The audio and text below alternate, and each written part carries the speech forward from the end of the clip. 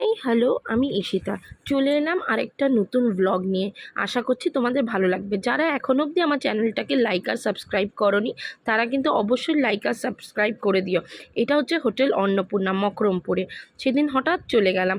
এত সুন্দর অ্যাম্বিয়েন্সটা দেখলাম। এটা হচ্ছে বাইরের ফুড কোর্টটা দেখে না বন্ধুরা, মনটা আমার একেবারে ভরে গেল। চারিদিকটা এত সুন্দর রিনোভেট করেছে আজকের ডেটে।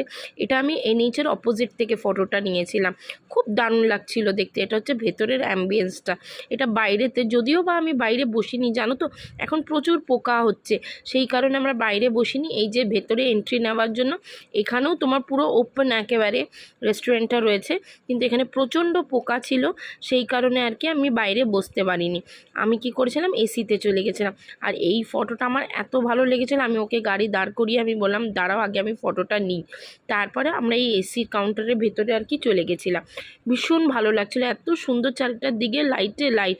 আমার না মাছ খেতে খুব ভালো লাগে, তাই পমফ্রেট ফ্রাই নিয়েছিলাম আর বিরিয়ানি নিয়েছিলাম, কোল্ড ড্রিঙ্কসও নিয়েছিলাম আর আইসক্রিমও নিয়েছিলাম।